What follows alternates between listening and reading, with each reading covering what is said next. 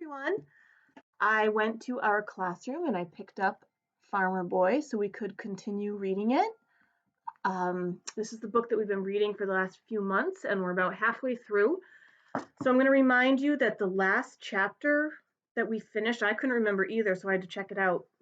It's the one where they thought it was spring, or it was spring, and then overnight it got really cold, and they had to run out into the middle of the night and pour water on some of the seeds, exactly like the weather we had this weekend, right? Where had been really warm in spring and then it got cold. So I thought that was an interesting connection. And so they had lost some of their crops, but not all of them. However, now it's summertime, and this next chapter is called Independence Day because Independence Day, of course, is July 4th, the 4th of July. So I'm going to read half of the chapter, and then I'm going to send another video with the second half of the chapter, okay? All right, so let's see what Almanzo's up to. Independence Day. Almanzo was eating breakfast before he remembered that this was the 4th of July. He felt more cheerful. It was like Sunday morning. After breakfast, he scrubbed his face with soft soaps till it shone, and he parted his wet hair and combed it sleekly down. He put on his sheep's gray trousers and his shirt of French calico and his vest and his short round coat. Mother had made his new suit in the new style.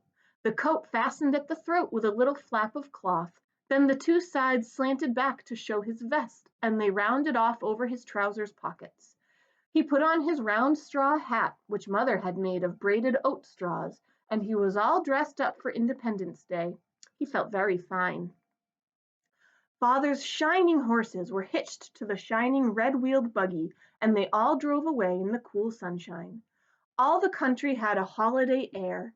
Nobody was working in the fields, and along the road the people in their Sunday clothes were driving to town. Father's swift horses passed them all. They passed by wagons and carts and buggies. They passed gray horses and black horses and dappled gray horses. Almanzo waved his hat wherever he sailed past anyone he knew, and he would have been perfectly happy if only he had been driving that swift, beautiful team. At the church sheds in Malone, he helped Father unhitch. Mother and the girls and Royal hurried away, but Almanzo would rather help with the horses than do anything else.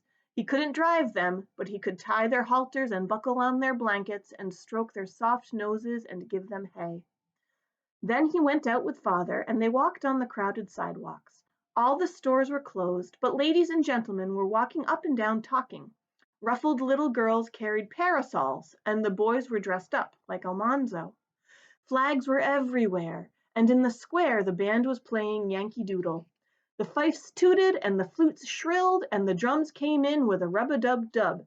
Yankee Doodle went to town riding on a pony, stuck a feather in his hat and called it macaroni. Even grown-ups had to keep time to it. And there, in the corner of the square, were the two brass cannons. The square was not really square. The railroad made it three-cornered, but everybody called it the square anyway. It was fenced, and grass grew there. Benches stood in rows on the grass, and people were filing between the benches and sitting down as they did in church. So here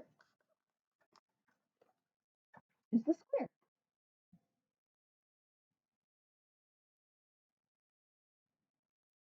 Sort of resembles what might be in a nearby town near us, but a long time ago.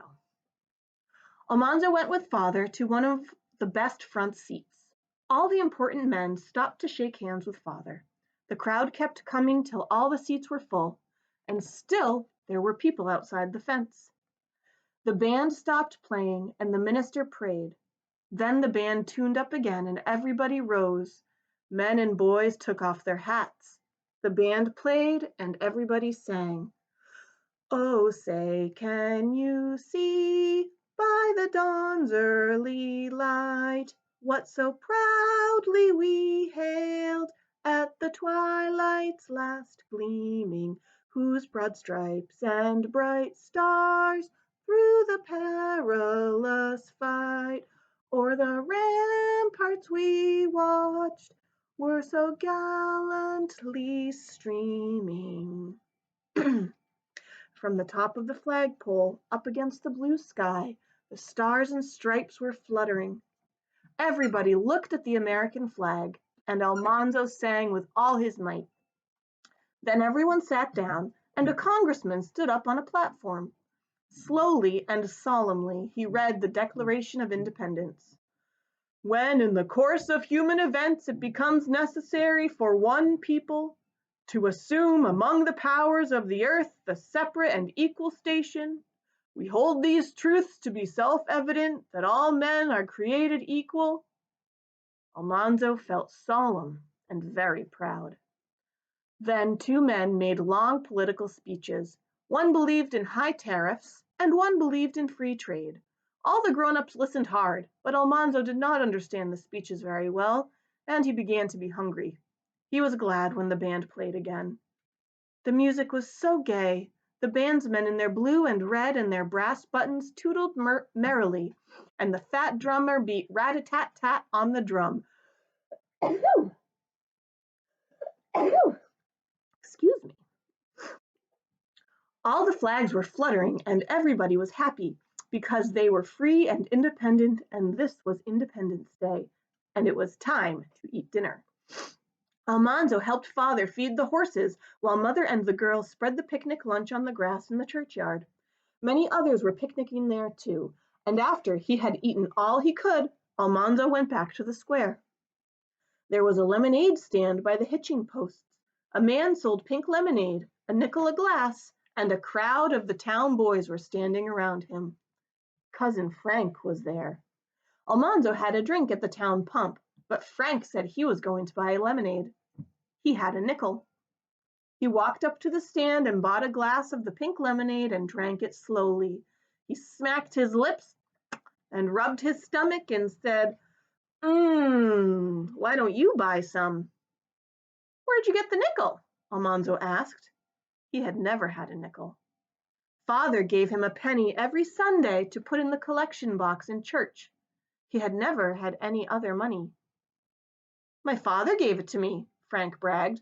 My father gives me a nickel every time I ask him. Well, so would my father if I asked him, said Almanzo. Well, why don't you ask him? Frank did not believe that Father would give Almanzo a nickel.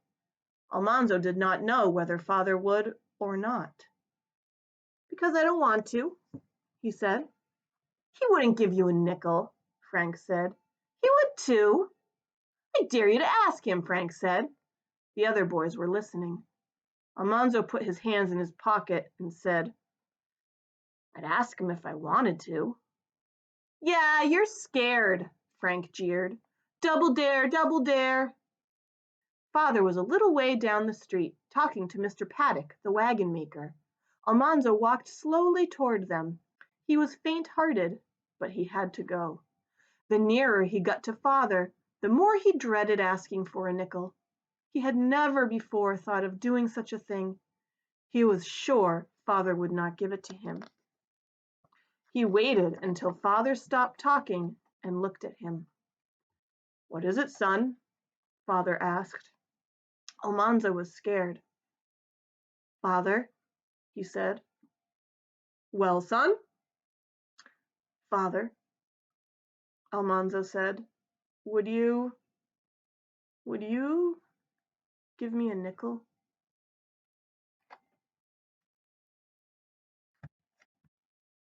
You're gonna have to wait until I send the next video to finish this chapter. Okay, see you soon.